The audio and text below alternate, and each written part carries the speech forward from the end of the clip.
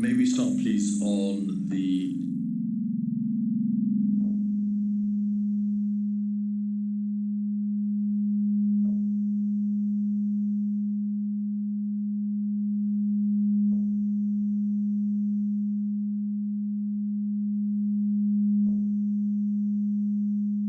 topic of the reduction in the distancing rule from 2 metres to 1 metre. Yes. You'll recall that in the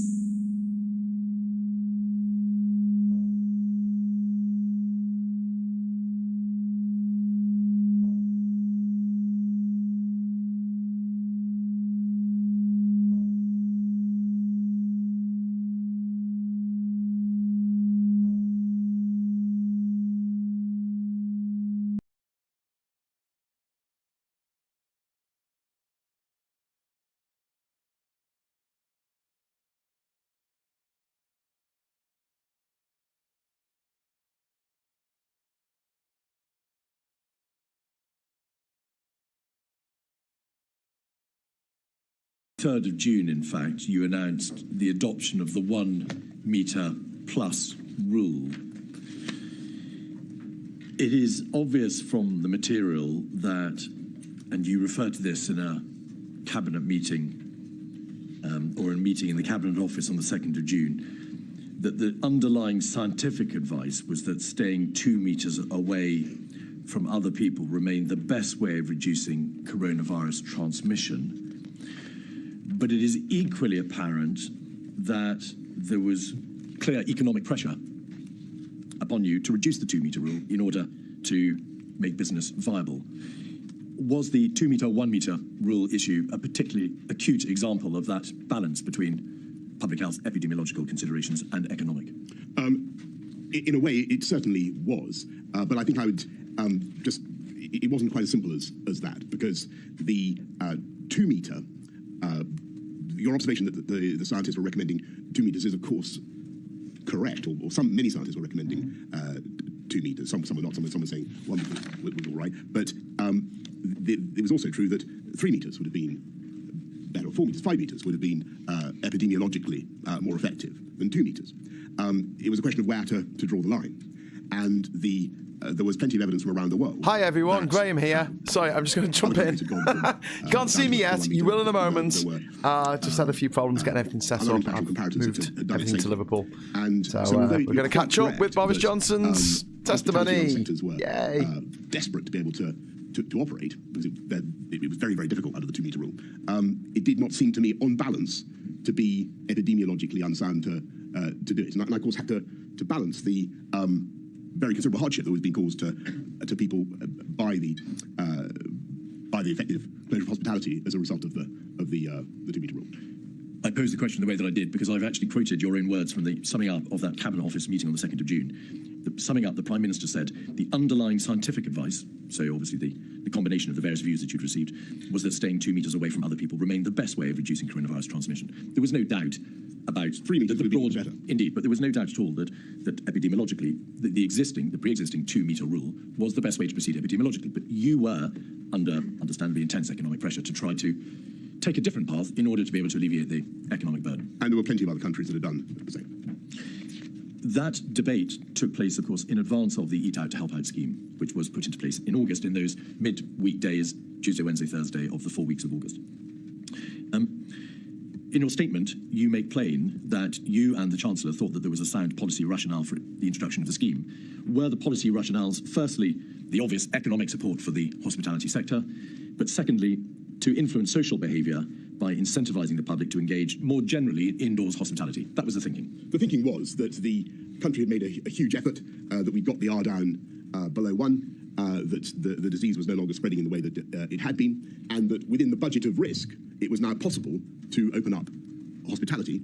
That being so, logically, if we were going to take advantage of that, if we were going to allow people to take advantage of, allow the hospitality sector to take advantage of the freedom that our collective efforts had won them, then it seemed to me to make sense to make sure that they actually had some customers. That was my thinking, and it seemed to me that if it was safe to open hospitality, then it must be safe for people to go to hospitality. Do you accept, as Professor Edmonds said in his evidence of this inquiry, it's one thing to take your foot off the brake, which is, of course, what had been done in terms of easing the restrictions in June and July, but to put your foot on the accelerator is, by implication, quite different. He, in fact, used the word perverse, but I'm just going to suggest to you that it's a different thing to do. Utmost respect for Professor Edmonds. All I would say is that at the time that the Eat Out to Help Out policy was being aired with me for the first time, it did not seem, it was not presented to me as an acceleration, simply something to make sense of the freedoms that we were already giving. And it was not, I must emphasise, it was not at the time presented to me as something that would add to the budget of risk. But it wasn't being presented to you by the scientists, was it? It was being presented to you by the Treasury and the Chancellor of the Exchequer. The material makes quite plain that they were the ones who proposed the scheme. The paperwork makes that absolutely plain. And at the same time, your Chief Medical Officer, Professor Sir Chris Whitty, in particular at a COVID-S meeting on the 22nd of June, was saying that in general terms, the proposed easing of restrictions with relation to in relation to indoor hospitality was at the top end of the risk boundary. So you knew that there was an element of risk in this. There had to be a degree of epidemiological gamble. And that's logical and fair.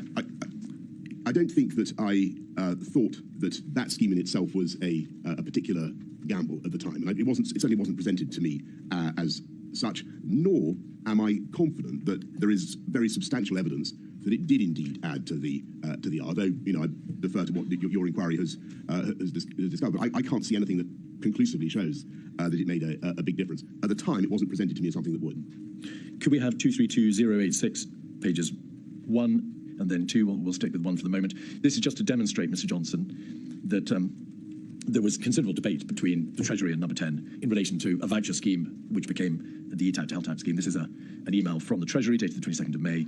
It refers to at the bottom of the page, the Chancellor asking her to thank all the teams as a meeting with you went very well. You complimented him on doing a great job. And then if we just go over the page to the middle, we can see a reference to presenting a plan for July. And then right at the bottom of the screen, Chancellor clear that should not do options in box at the bottom of the page, e.g. IT cut, people save not spend, PM very keen on vouchers idea. So there was a general debate going on, obviously and sensibly, for some time before August. And you expressed your optimism, as it's been described, that the scheme was a good idea. The material does indeed seem to indicate that there wasn't a significant increase in infection after the scheme, although there is in the material some suggestion it may have gone up to some degree in different parts of the country, as you might expect. But you knew that the Treasury and HMRC had not in fact sought scientific advice on the epidemiological consequences of the scheme. That must have been apparent to you. Well, I say in my statement that I thought that Chris and Patrick must have known or did know about Eat Out to Help Out. And I said that because it wasn't a very secret thing. It was, I thought, a pretty well publicised scheme, and I'm fairly confident that it was discussed several times in meetings in which I believe they must have been present. I understand that they don't feel that they were properly consulted, and I remember being, I don't quite understand how that can have happened, to be honest. I remember being surprised later, I think it was in September, when Chris says this is Eat Out to Help the virus, and I thought that's funny, because I didn't remember any previous controversy about it. Mr. Johnson, in June and July, you had a number of bilateral meetings with the Treasury and the Chancellor, which the scheme was debated. Yes. There were no scientists present at any of those meetings, were they? No, but it would have been normal for a project like that, a scheme like that, to have gone through the COVID-19 task force, and it seemed to me odd that the scientists hadn't been made aware of it. So you knew they hadn't been made aware of it. You knew that. Sorry, I don't think I said that. That's not what I understood. It seemed to me odd that the scientists. Oh, I see. Sorry. Do you mean now? It appears. So I thought it was. I apologise. I thought you meant at the time. So my surprise was in, I think it was something like September 16th or thereabouts. It was quite a long time afterwards when I heard Chris in a COVID-S say, "It's Eat Out to Help the virus," and he looked at me meaningfully, and I thought, well, that's funny, because I didn't remember this being something that had previously seemed to attract objection or controversy. But please, may we be clear about this? No scientists have been present at any of the bilateral discussions about the voucher or what became the Eat Out to Help. Well, certainly not as far as I can remember. No. The paperwork, and you've obviously received a number of papers, made no reference, did it, to this scheme being supported or proposed by the epidemiological experts. It wouldn't. It didn't say that. But on the other hand, I wouldn't necessarily have drawn the conclusion from that it had either been opposed or that it had not been discussed with them. And in your statement, you do say in terms, the scheme was, quote, to use your words, properly discussed, including with Chris and Patrick. So I did say that, and that was my belief. And I don't understand how that. I don't understand how something as well publicised as that could have been smuggled past the scientific advice. I don't see how that could happen. So that we're entirely clear about this, your statement appears to positively suggest that it was properly discussed, including with Chris and Patrick. You're the one who suggests in your statement that the persons with whom it was discussed included the CMO, included the CMO and the GCSA. But now today, you're saying you're not sure whether it was discussed with them, and you're surprised that it wasn't. Is that the position? The reason I said that in my statement is because I frankly assumed that it must have been discussed with them, and I'm perplexed as to how something as significant as that could have got through. There must have been several meetings of COVID-S and COVID-O, which it was discussed. So you understand that you make a positive avowal. It was properly discussed. That word "properly" is your word, Mr. Johnson, not the inquiries. Well, that's indeed my memory, and I remember the scheme coming up several times, and that's why as I told you, I was surprised when later I heard that Chris was calling it "Eat Out to Help the Virus," and taken aback. Enforcement. There was, at the same time, of course, a constant debate as to whether or not, in order to promote proper self-isolation, in order to ensure heightened compliance with the guidance and the regulations, further enforcement was required, or whether or not, or perhaps alongside it, additional financial support should be provided. It was an obvious debate that had to be had. Did you have a position in relation to whether or not the cure for lack of compliance or for difficulties with self-isolation should be greater enforcement, tougher enforcement and bigger fines, or for the setting up of a more generous system for financial support for those who were self-isolating? Do you recall? We did both. We instituted a compensation scheme for payments for those who are self-isolating from September, I think of about £500. But I also took the view that if we were going to have a system of enforcement, then it needed to be pretty firm. Do you recall whether or not the amount for the payment went up between March 2020 and September? Was there any increase before September, Mr. Johnson? Do you recall? Well, I remember the top whack fine was £10,000. Well, indeed. You declared in a handwritten message, a handwritten note on a box note given to you on the 13th of August. I agree with the openings, but the overriding message you said in capital letters should be about tougher enforcement and bigger fines. But at the same time, it's notable that you in no way suggested that an alternative way, or perhaps a complementary way, might be to increase the amount of payments for self-isolation. No, we did, as I just said, increase payments for self-isolation. That wasn't a suggestion that you made at this time, although it came in later, as you rightly say, in September. So your position was, it would appear, enforcement is the only way to go. Well, that's obviously not quite right, because we did give quite generous payments for self-isolation. I think the concern that we had was that there could be difficulties, complications of use of any system of payments. We were already spending, as everybody knows, very considerable sums in support of all kinds. So there were anxieties about some of the implications of the compensation system, but because it was so important to go with self-isolation, to encourage people and to help people who needed support, we did go for the £500 payments. On the regulations and the guidance themselves, evidence has been received by the inquiry from the former Home Secretary, Dame Priti Patel, that, in her opinion, there was a high degree of confusion surrounding the broad thrust of the regulations as well as their detail, and the inquiry has seen a diary entry in Sir Patrick Vallance's evening notes where you exclaim in frustration, but plainly perhaps not to be taken too seriously, who made these stupid rules. Yeah, was that, against that context, Mr. Johnson, to what extent did your advisors and officials come to you over the summer and the autumn of 2020 and say, there really is a distinct problem about the efficacy and the workability of these regulations? They're very difficult to understand and they're giving rise to a significant degree of confusion. Did that debate ever take place? We did try to make the rules as simple as we could, but the problem was the effort to get people to self-isolate, to avoid contact because of the complexities of human life, became extremely complicated. And I think we really need complexities of human life to think about how we do it again. Because yes, it's all our fault now for being humans. I do have a great deal of sympathy for those who were the police, those who were charged with enforcing it, because it changed very often. I think there were 60 separate changes, and the complexities for the... Yes, Michael, Sunak's giving a statement at 11 o'clock, so we're going to go to that from this. It'll be the same feed. I won't start a new one for that. lady and the inquiry. But I think that there needs to be a great deal of reflection about the simplifying the whole approach. That's the problem. And seeing just what we can do to rely more on common sense and less on regulation and legislation. But there may be limits to that. And I'm not suggesting there is an easy answer. Because thanks, Captain Bart Roberts. Fundamentally, in the UK, why you, and I say this to all the libertarians, why you need regulation is because ultimately people want to see everybody being obliged to obey the same set of rules, and they want their neighbours to do what they're doing. He argues it must be noted that despite your declared libertarian tendencies, your own message to your advisors, as we see from that document, was bigger fines, more enforcement, a heavier hand. So here's the picture. I was very concerned. I knew that we were basically in remission as we come out of the first lockdown. I knew, and the reason I go for things like Eat Out to Help Out is because I think it's within the budget of risk. But I know that we're going to face another wave, and I really want people, if we're going to avoid tougher measures, we need people to obey the existing strictures.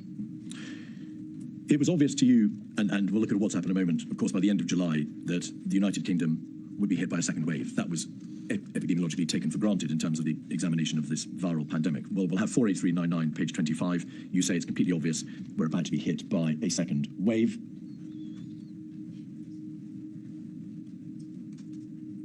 It's about halfway down, just after halfway down the page. 8:10:48. Folks, looking at Spain and France and remembering March, it is completely obvious we're about to be hit by a second wave. And on page 32, a month later, the 31st of August, in the same WhatsApp group, you say, page 32, we've seen the wave coming for miles, so we should be ready. And thank you.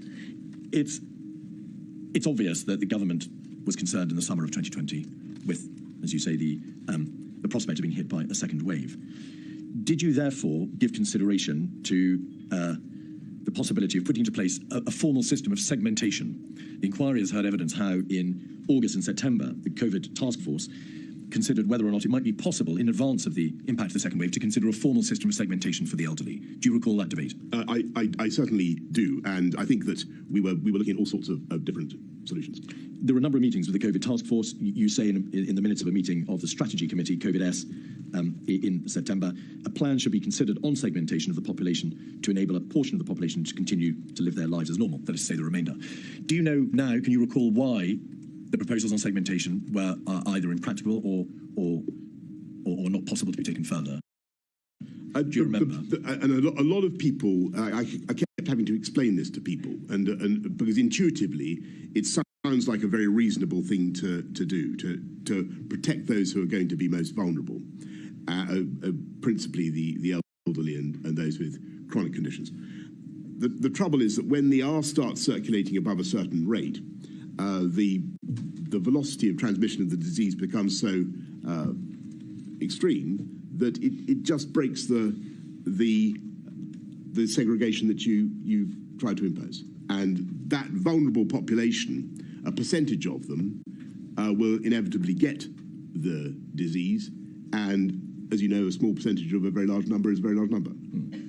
So if we look at 48399, which is the CSA CMO PM WhatsApp group for August, page 28, you entered into a debate with Sir Chris Whitty and Sir Patrick Vallance about the merits of giving the elderly a choice.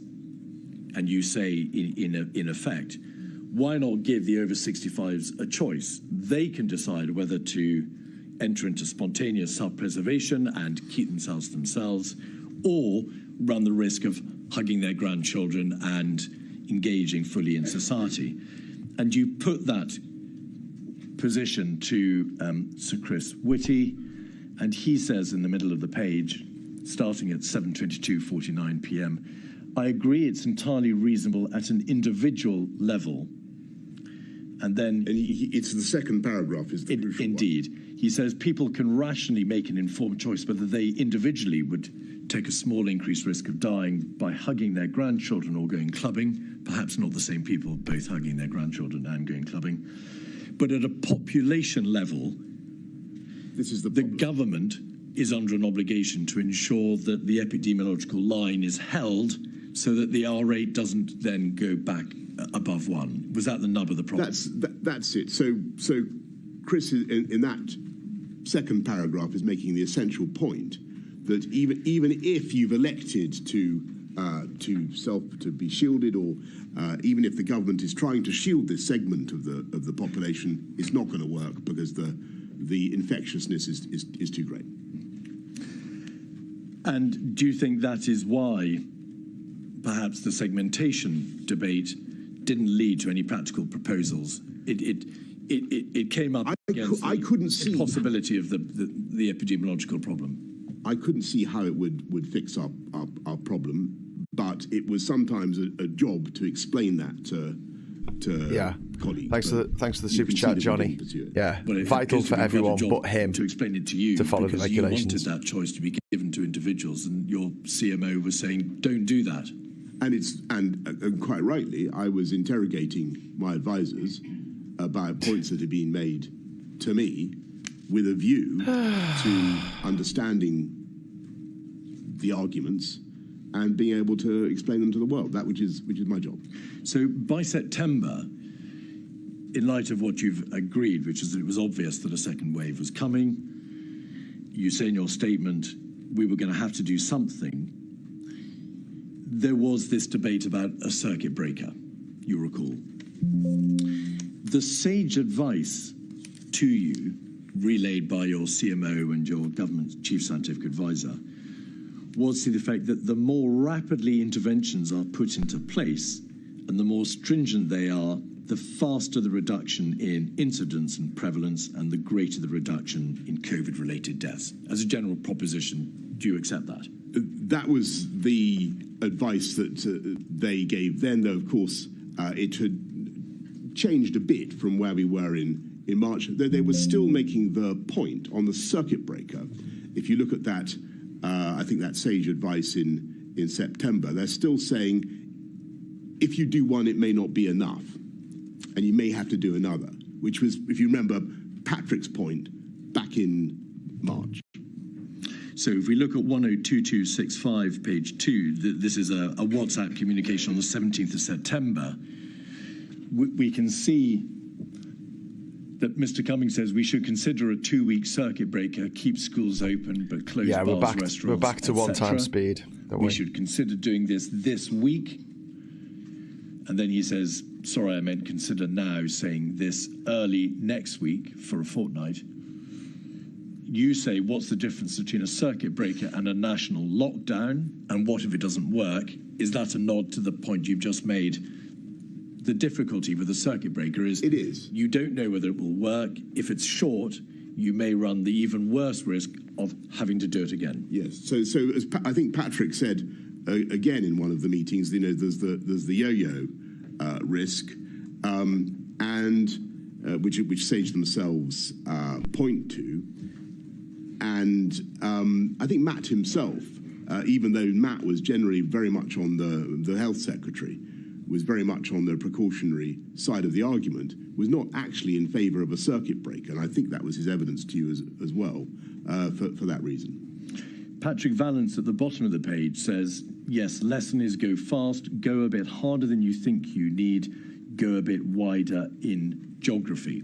So the scientific or epidemiological advice, Mr. Johnson, was there may be risks, but in the general epidemiological context, in the public health context, the advice is you've got to go the extra mile. And that, therefore, would mean a circuit breaker as opposed to local restrictions or varying degrees of stringent restrictions being applied. But your position was, well, ultimately, I don't think that the epidemiological argument is made out. I want to take a different path, and of course, circuit breakers were not applied. Yes, is that the nub of it? I want to try to just remind everybody of the context when we're coming out of the first lockdown, because what's happening is that the disease is very diversely spread, shall I say, over the country. He's got an excuse for everything, hasn't he?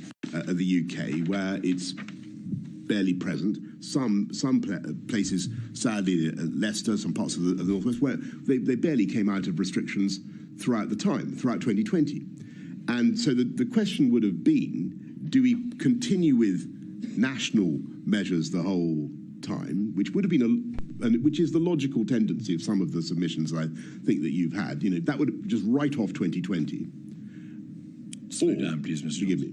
Or do you try what we tried, which is to respect and reflect the geography of the outbreak, and to say, well, we're not going to close hospitality in Devon and Cornwall because of whatever is happening in the West Midlands or elsewhere. And that, for a while, seemed to a lot of people to be a sensible way forward.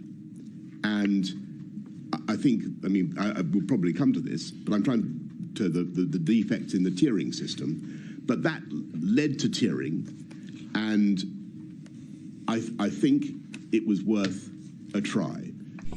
King of lame excuses. Of the difficulties. It's all so with reasonable, really. The circuit breaker concept, which Patrick and Matt and others have alluded to. So that was my hesitation. It wasn't that I was against going into a national lockdown per se, or that I had set my mind absolutely against it. If you look at what I said to the Cabinet in July the 21st, I said we've got to keep this as part of our arsenal. But I thought that a local approach was a sensible, or regional approach was a sensible way to go, and it was worth trying. This was a matter of spread of infection and death. To use your words, you thought not having a circuit breaker and then latterly having a tier system was worth a try. Was that the correct approach when dealing with matters of such momentous importance? The scientific advice, and admittedly, Mr. Johnson, the advice is never phrased in terms of you, the Prime Minister, must impose a circuit breaker. It is perhaps a little more coyly expressed in terms of more rapid interventions are required. Go fast, go early, do more. Yes. So they gave you, by implication, the room to make the decision yourself. But was that the right approach? Why didn't you apply what you knew to be the lesson learned from March, which is go early, take a precautionary approach, and go the extra mile epidemiologically? So there were some areas that had outbreaks of the disease that were in very tough measures. And it's not as though we didn't do anything nationally throughout on the contrary. So we ratchet up the measures throughout September and October, and we intensify the pressure on the virus. So September the 9th, we go to the rule of 6. September the 22nd, we go back to working from home and a curfew. Forgive me. He honestly believes that he's done absolutely nothing wrong. The tiering system. Can we talk about the parties he had every other week? Into lockdown and so on, and we intensify the tiering system, and we then go into the full lockdown at the end of the month.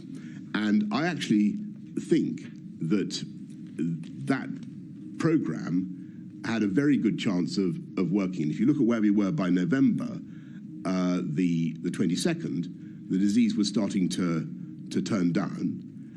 Incidence was turning down, and the thing that really threw us off was of course the Kent variant, the Alpha variant. But you've now moved further, of course, into November and December. On the 17th of September, yes, as this debate indicates quite plainly, your chief advisor was saying we should consider a 2-week circuit breaker. Your government chief scientific advisor was saying circuit breaker would be for 2 weeks. We can get the paper round tomorrow on that. You can even think about doing it regionally. Your Secretary of State for Health and Social Care was saying if we want to avoid a national lockdown, we need to act fast. We're going in the wrong direction. And your scientific advisor again says go fast.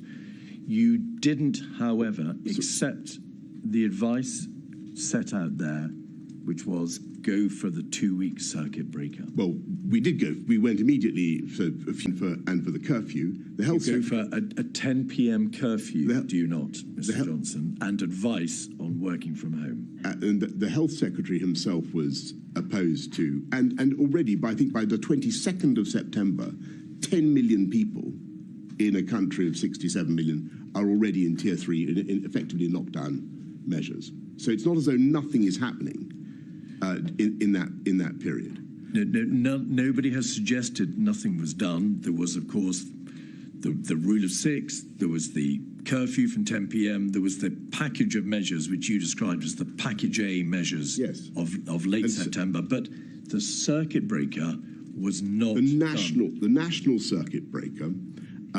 No, because I wanted to keep going with a regional approach. We had 10 million people in lockdown on the 22nd of September.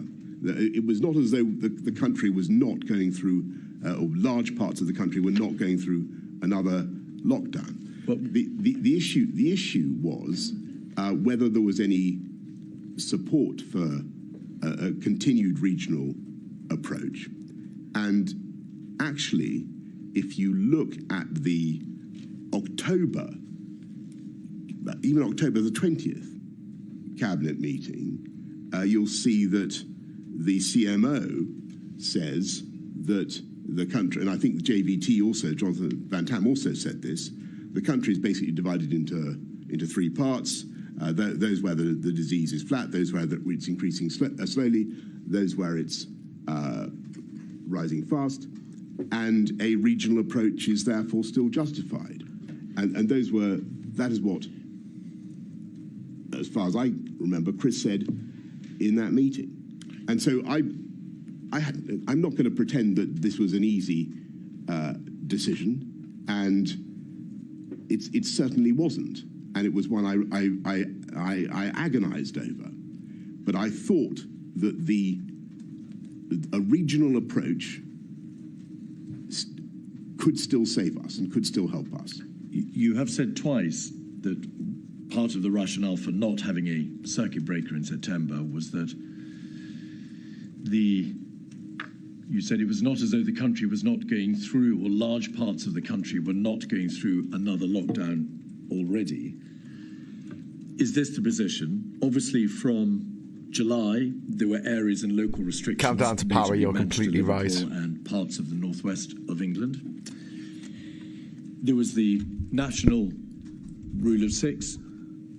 There was then the package A measures of the 22nd of September, which was a 10 p.m. curfew and advice to work from home. Yes. But the majority of those regions, which, to use your words, were placed in lockdown, were not in fact placed in lockdown unless and until they went into tier 3 in the tier system, which wasn't introduced until the 14th of October.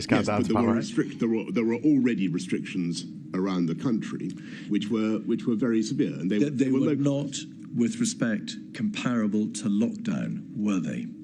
Well, people faced restrictions around the country on the basis of where the disease was prevalent and where it was spreading, and I thought that we'd learned a lot in that period. We'd seen the horrors of the first wave, and the shock that happened. You're completely right about that, and it was appalling.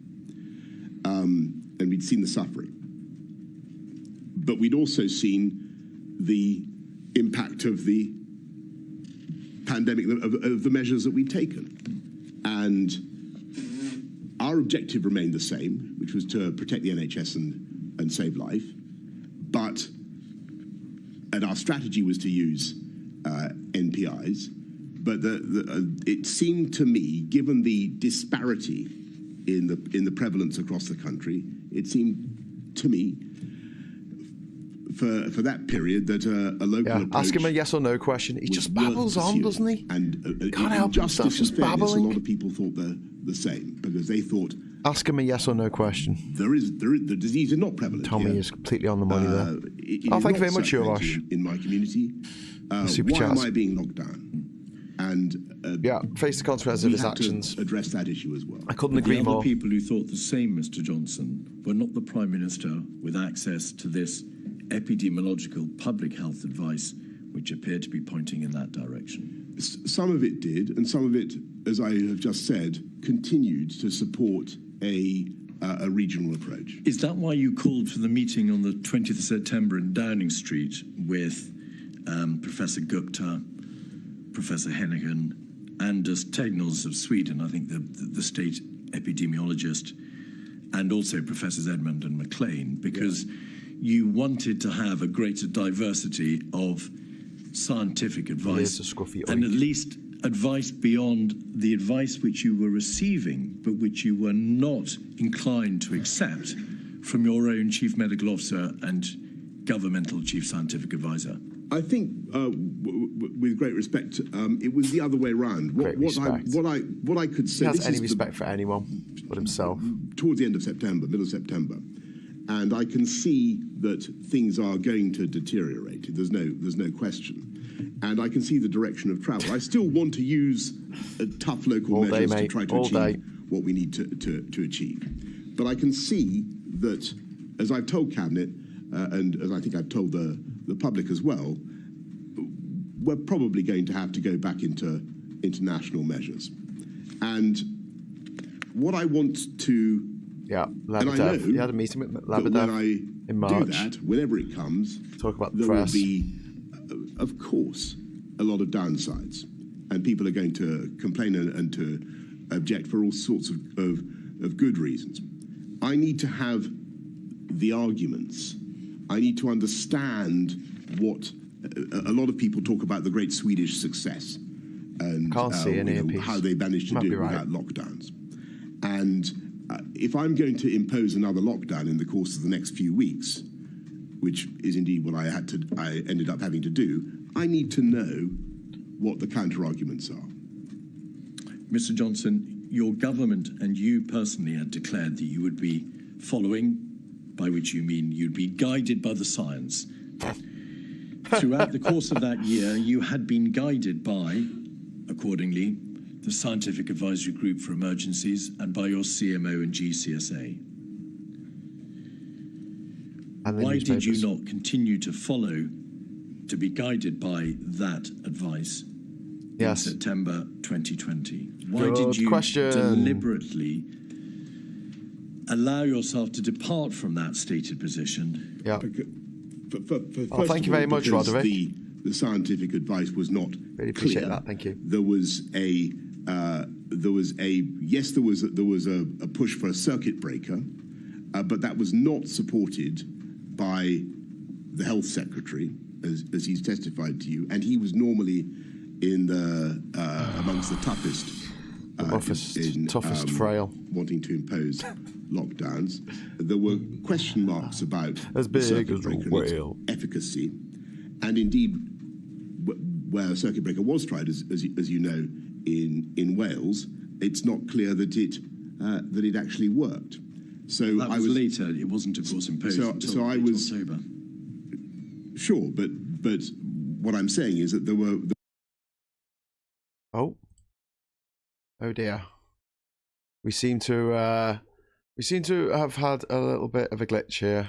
Sorry about this. It's not me. Perhaps BBC. Legitimate grounds for thinking that a circuit breaker was not a panacea. It's all the BBC's fault. And I was keen to continue. Oh dear, it's done it again. Stop it. With we're going to have to go in 10 minutes because the Prime Minister's making a statement. Strategy which continues. How rubbish he is at being Prime Minister, probably. Scientific support for being reasonable, as I've said. Reasonable. The nature of the specific intervention MI5 may not have been absolutely clear, because Sage posed the issue to you in terms of interventions being required. But the debate was plainly, and you understood it to be plainly, about the merits of a circuit breaker. So there was a clarity about the debate. What lacked clarity was what ultimately, what political decision should be made. made by you. You were unclear as to what the way forward should be. The meeting on the 20th of September... 55 letters. If that would be announced by Graham Brady, it wouldn't be announced by Sunak. Tighten the measures that the national measures that we had, but also on October the 14th to go for the tiered system. Never-ending slurry. On the 20th of September, you deliberately arranged for a meeting at which you allowed yourself to hear from scientists on either side of a completely different debate, which was not to do with the merits of a circuit breaker, but to do with whether or not, as a general policy, we don't need exports. The Great Barrington approach, that's to say, to use another word, another expression, the let it rip approach, Great Barrington should be Declaration, applied, what the hell? or whether or not the Mickey general Mouse. approach of caution should be applied. That was the debate on the 20th of September. No, well, actually, I don't remember people discussing the Great Barrington Declaration, but the approach which is later reflected. Well, what was so interesting about the debate on the 20th of September, to which, as you can imagine, I listened with great care, was that actually the scientists who had been billed as, to use your words, the Let It Rip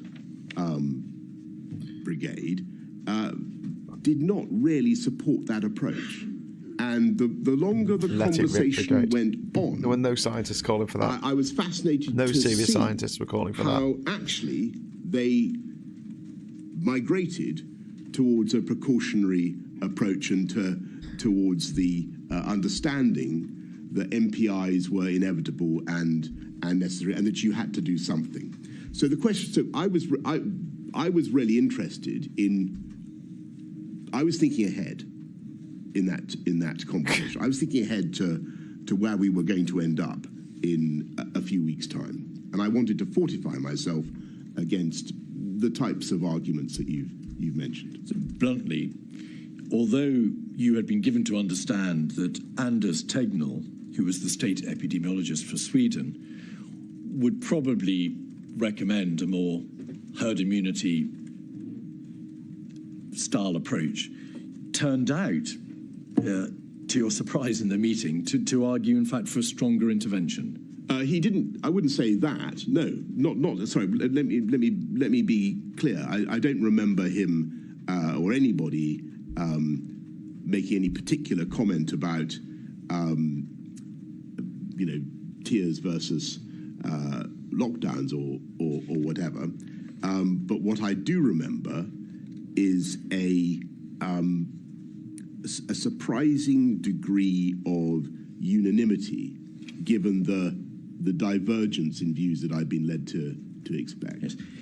He may not have mentioned, and there's nothing to suggest he mentioned circuit breakers or lockdowns or tiers, but in the general conceptual debate about the precautionary approach and the need for stronger intervention, Anders Tegnell made it absolutely plain to you that, contrary to much of the press reporting about the Swedish approach, a stronger intervention was merited if the approach should be adopted by your government was, there's a second wave coming, we need to do more to stop it. That was the approach he took in the meeting. I couldn't swear to that. Can't recall, Mr. Keith. What I remember. I can't recall. Is that that everybody, and I, good job. This isn't a drinking game. Yeah, numbers. I don't remember. And forgive me. Concerned with the details of the current UK position, about which actually I don't think they. It's freezing in here. Some of them knew. I don't think. Is that right? You received one-page papers from every single attendee about inviting them, and they produced information about the approach that the United Kingdom government should adopt. Well, do you recall? I don't remember. Is the Let It Rip Brigade in the room with you now, Boris? Situation that we were in. What I do remember. Very good. Very good. There was a much greater uniformity of view that we needed to do something. What I'm trying to say to you is that if you're saying to me that Anders Tegnell said you've got to lock down now, that wasn't. I have not suggested that to you, Mr. Johnson. That's not what. That's not what I remember anyway. At a COVID-S meeting on the 21st of September, the following day, you said, and the minutes record that you said, the events of the spring showed that the consequences of making decisions too late. So you were well aware of the need to get on and make decisions and to avoid the mistake of the spring, which is to leave the most stringent interventions to the last minute. Correct? Well, the mistake of the spring, if you remember, was that we'd mistaken our place on the curve, and that was, but we were in much less doubt about that now. The mistake in the spring was making a decision too late. The fact that one of the reasons for the decision, for that mistake, Mr. Johnson, may have been a misunderstanding as to where we were on the epidemiological trajectory is quite different, is it not? No, we couldn't have made the decision earlier because the facts as we understood them were different. Were they? Your summary in that meeting. Oh, you're both. I'm so sorry. No, you're both talking over each other. Exactly, that may be part of the problem. But also, can we make sure we know which period we're talking about? Because we've been talking about the spring and the autumn. In the autumn, I suggested to you, you had said in a COVID-S meeting, the 21st of September, by reference back to the spring, the events of the spring showed the consequences of making decisions too late.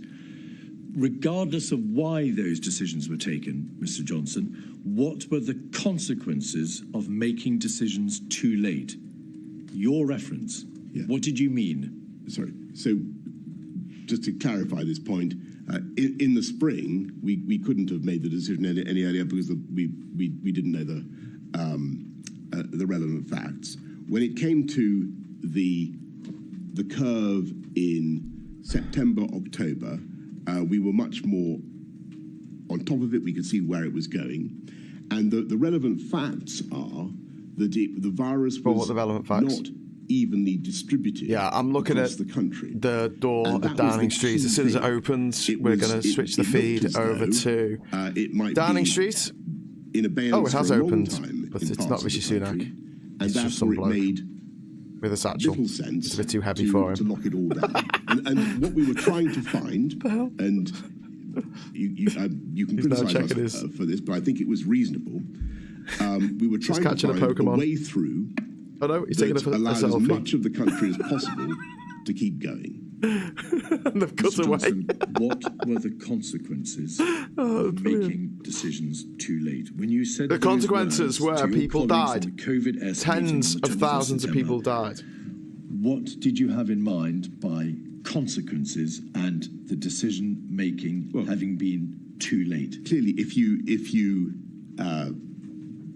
make any decision too late, then there's going to be a cost, and in the case of COVID, there's a cost in human life. But what I wouldn't accept human life is that. What won't you accept? It was all your fault. Decision in all the decisions in September, October, November were too late. Nor would I accept, knowing what we did then, that the decision in March was too late. Well, there we are. On the 22nd of September, you announced the Package A measures. You recall that you were presented with a paper which had Package A measures, the majority of which were described in the very same paper as we're not going to get a resignation and the general election announcement. Package B measures, that would be very nice. Package C measures, the more stringent. Maybe he'll take the whip off Suella Bateman. Circuit breaker. And you went for all the Package A measures and some of the Package B. So largely, the measures which your own CMO had advised would be unlikely to work. Sunak is now speaking to bring R below 1, but that was not on my feed yet. But you're right. Okay. All right. Well, we will pause this. Okay, and we'll just knock that off for a second. I'm going to take you over to the BBC feed. There we go. Okay, Mark, I'm just going to interrupt you and take you straight to the Prime Minister, who's just begun talking. I know that it will upset some people, and you will hear a lot of criticism about it. It sounds really bad. It's right to explain why I've decided to do this. What's he done? I'm the child of immigrants. I understand why some people take the risk of getting into unsafe dinghies to cross open waters. It's because the United Kingdom is an incredible country. Here we go. It offers opportunity, hope, and safety. But the difference is, Go on. my family came here legally. Oh. Like most immigrants, they integrated into local communities, Right. worked hard to provide for their Unlike the family, bad immigrants. built lives and businesses, found Oh, friends okay, so it was and all right for neighbours. you. And most of Economic all, migrants. So they your were really parents are proud economic to become migrants, were British. they? I thought they were That bad feeling things. of pride, Did your family come it across? cascades down the generations. He doesn't want and people bringing their grows. families anymore. And that's why you see wouldn't so be many allowed in. children of immigrants You wouldn't be allowed sitting in. around the cabinet Under table. your own rules, you wouldn't be allowed in. But it's not a given. Sorry for talking so much. Illegal immigration undermines not just our border controls, it undermines the very sense of fairness that is so central to our national Fairness. character. We play by the rules. We put in our fair share. Except when we don't. wait our turn. Because it's international law that Now, we if don't some want to people follow. can just cut all of that out, you've not just lost control of your borders, you've fatally undermined Stop the the very boats. fairness Look at this little upon sign, which stop the trust boats. in our system is based. What That's why about this it? legislation is so necessary. To deliver an effective deterrent to those who wish to come here illegally. Effective To deterrent. restore people's trust that the system is fair. Not to and the people ultimately smugglers, but the people. To stop the boats. And These so resign. our bill Yeah. today fundamentally addresses the Supreme Court's concerns over the safety of Oh, Rwanda. God. I did not agree with that judgment, but I respect it. That is why we have spent the last 3 weeks working tirelessly to respond to their concerns. Cost and to of living, guarantee mate. Rwanda's Cost of safety living. in No a one gives a new, shit about your legally small binding fucking international boats. treaty. The Supreme Court were clear that they were making a £400 judgment about bloody energy Rwanda bills at a for the month. specific moment 18 months ago, Bastard. and that the problems could be remedied. Today, we are confirming that they have been. Full And fash. that unequivocally, Rwanda is a safe country. No, it's And not. today's bill also It's a dictatorship. ends the You lying piece of merry-go-round shit. of legal challenges that have blocked our policy for far too long. We simply cannot have a situation where our ability to control our borders and stop people taking perilous journeys across the channel is held up in endless litigation in our courts. So this bill gives Parliament the chance to put Rwanda's safety beyond question in the eyes of this country's law. Parliament gobshite. is sovereign. It should be able to make decisions that cannot be undone in the courts. And it was never the What? intention of international No. human No. rights laws That's not how to it stop works, you a stupid sovereign twat. Parliament removing illegal migrants. We have a constitution, to a country unwritten that is constitution. considered That's safe above in what you both do. Parliamentary statute What you do has and to be international legal. law. So the bill does include what are known as notwithstanding clauses. These mean that our domestic courts will no longer be able to use any domestic or international law, including the Human Rights Act, to stop us removing illegal migrants. Let me just go through the ways that individual illegal migrants try and stay. Claiming asylum, that's now blocked. Abuse of our modern slavery rules, Claiming asylum. blocked. The People aren't idea allowed that to claim Rwanda asylum isn't anymore. safe, blocked.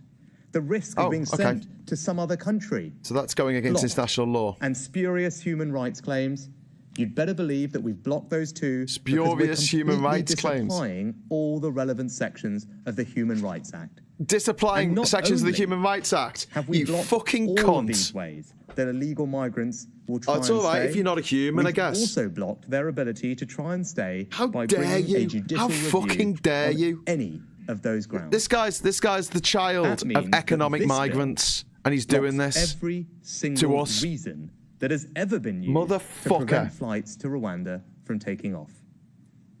The only extremely narrow exception will be that if you can prove with credible and compelling evidence that you specifically have a real and imminent risk of serious and irreversible harm. That's the whole point have to of recognise that. asylum. As a matter of law. And if we didn't, Thanks, Johnny we Copperhead. undermine the treaty we've just signed with Rwanda. Rwanda aren't going As to the abide Rwandans by the themselves have made treaty. clear, if we go any further, the entire scheme will collapse. Yes, And there because is no point they won't having have a you bill with nowhere break to international send law. people to. But I'm telling Well, you human now, rights we've is set the bar so spurious. high that it will Ah, be vanishingly the right of rare people who aren't for anyone multimillionaires to to exist, I and think. once you have been removed, you will be banned for life from travelling to the Fucking UK, wish you were banned for settling life, here, mate. or becoming a citizen. Fucking ban this But of motherfucker. course, even with this new law here at home, we could still face challenges from the European Court of Human Rights in Strasbourg. So let me repeat what I said 2 weeks And the ago. UN. I will not allow a foreign court to block these. It's not a foreign court, mate. If the Strasbourg it's our court chooses as well. to intervene it's against our the court. It's not express Strasbourg. wishes It's a of our fucking sovereign European. parliament, We are I will do what is European, you necessary fucking to get arsehole. flights off.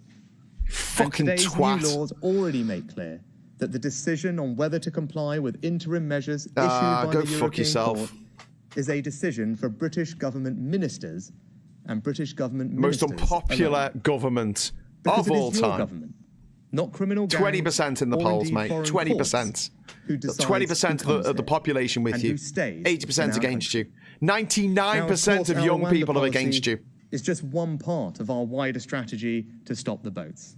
And that strategy is working.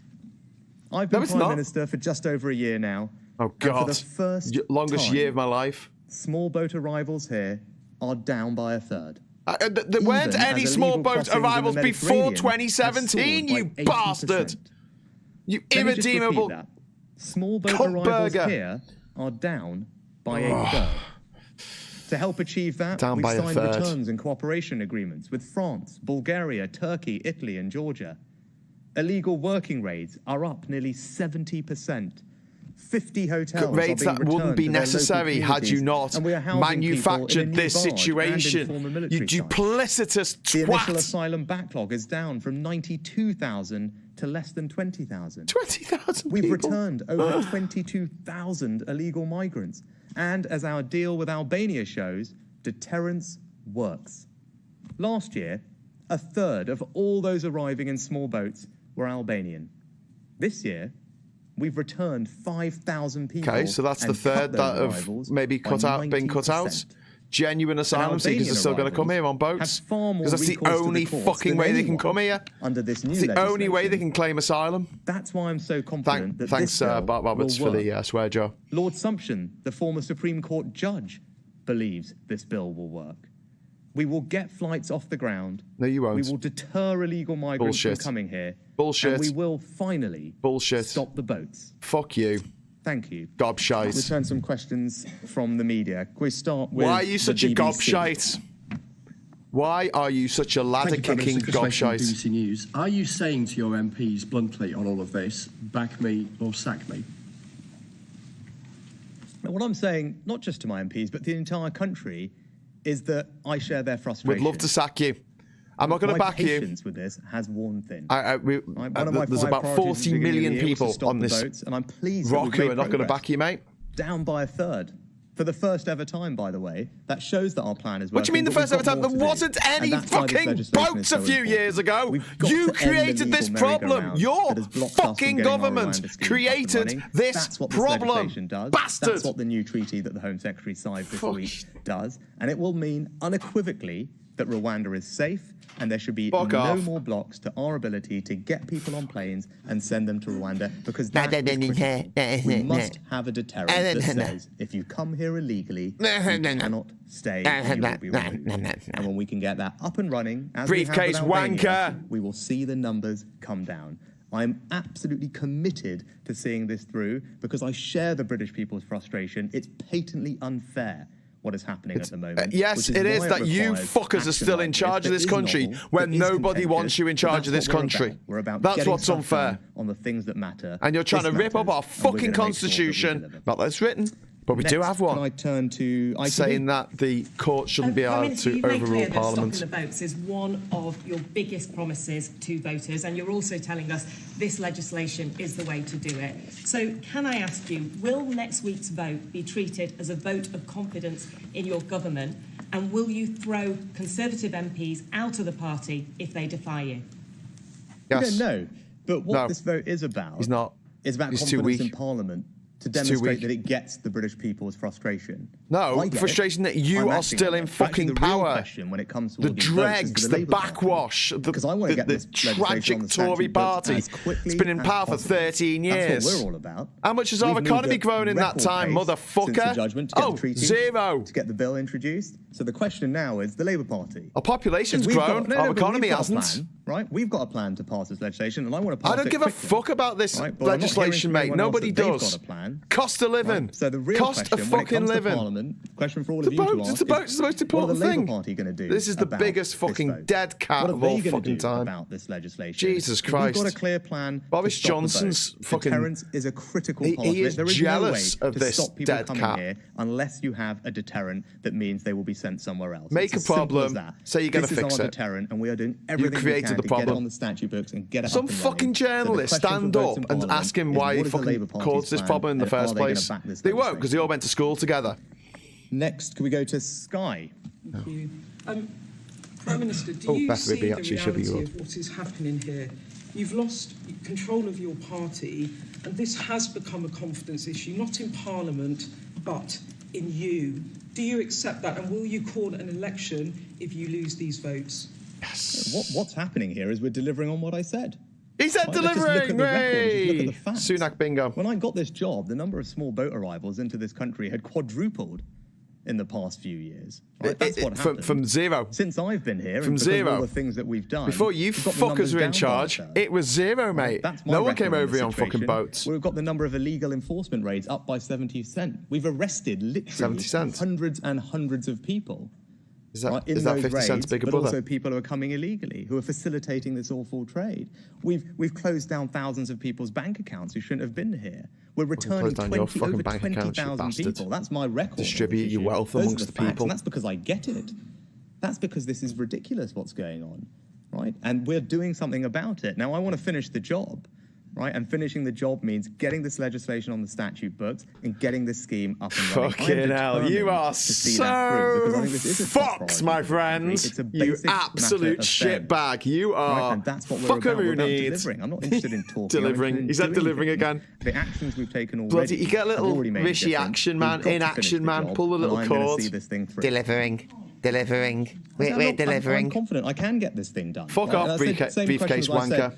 To Anushka and ITV. Yeah, but if you don't, are you Questions going for to the call an Labour election? Party, right? If you We're don't, gonna are you get going to this call thing an into election? Parliament. We've introduced it. If you in don't, record are you going to call an time. election? I want to get it on the statute books in record time. So the question is, not for me. I've got a plan. It's very clear what we're about and what we're trying to do, and we're confident it's going to work. fuck everything and for my everyone track else. record tells you that I can get things Bastard. done. The question's for everyone else, and crucially, the Labour Party. What's their plan?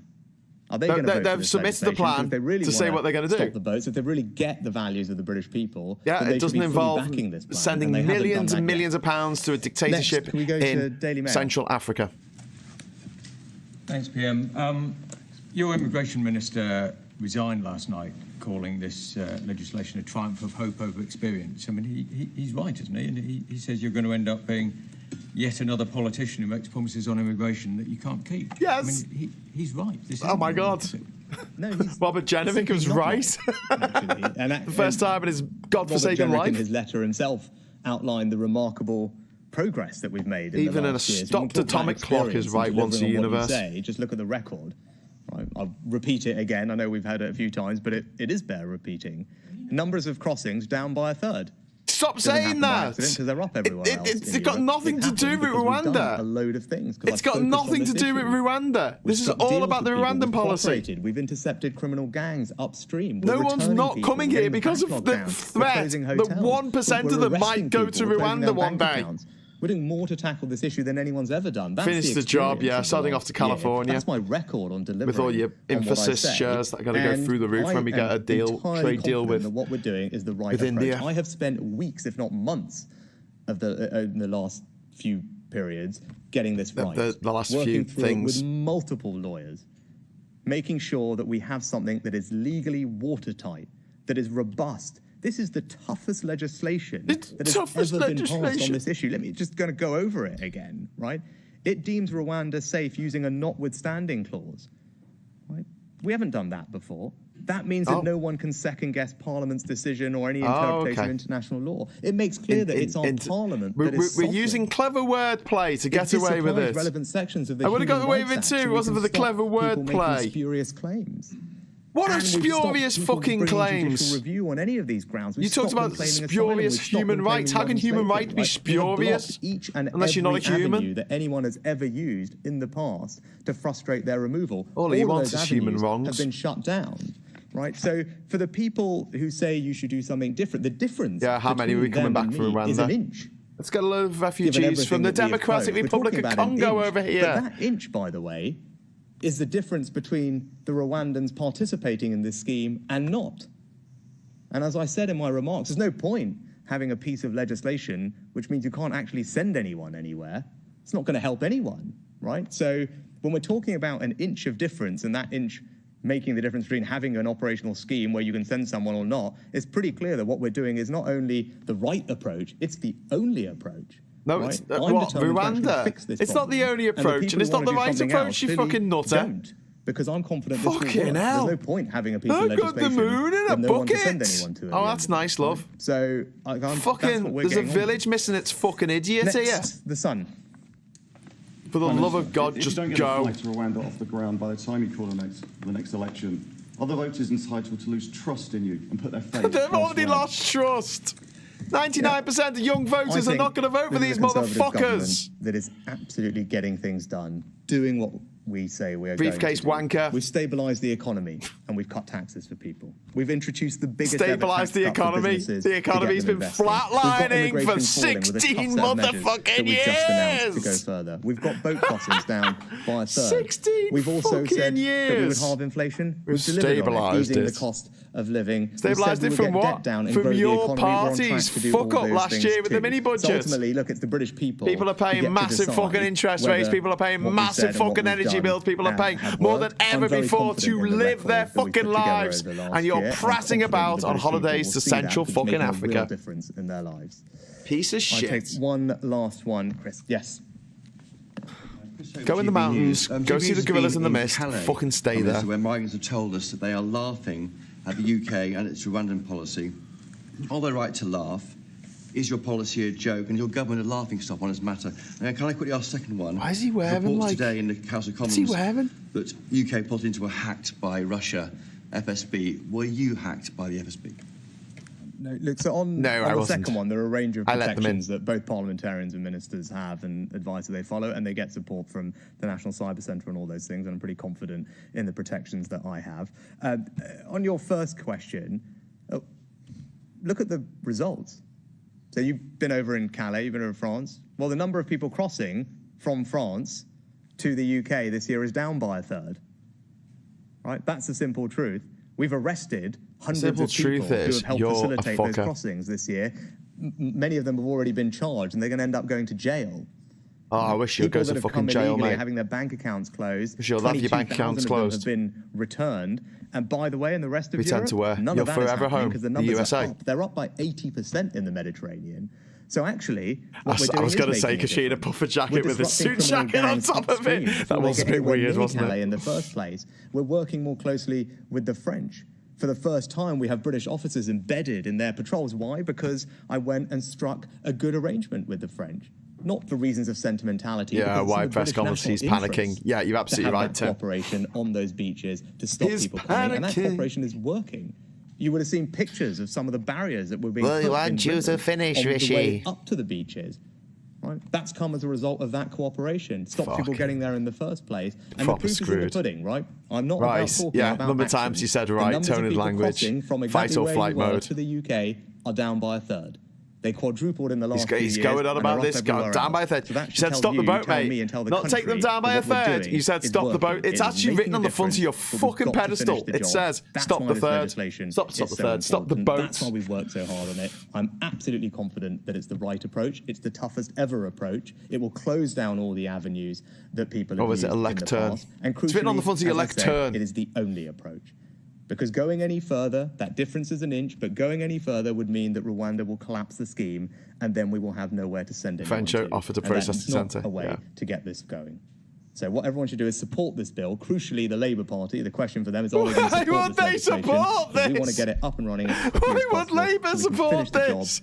You've got a 50-seat majority, you daft twonk. That's what the team is committed to doing, and we're going to make sure. We need the opposition to support us. Thank you very much. Fuck off. That's it. Right, listen, the COVID inquiry has just had a break, so it'll be coming back shortly. I am serious, and don't call me Shirley.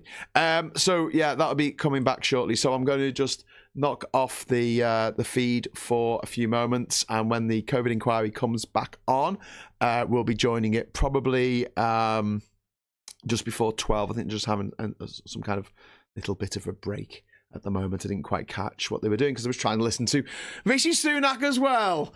I'm really small in the corner. Hello. Okay, so I'll be back in about half an hour's time. And until then, thanks for watching. Hello, good evening, welcome, and goodbye. No outro at the moment. I haven't set it up. Sorry, I'm just going to have to keep waving until I disappear off your screen. So I'll just stay here in the corner.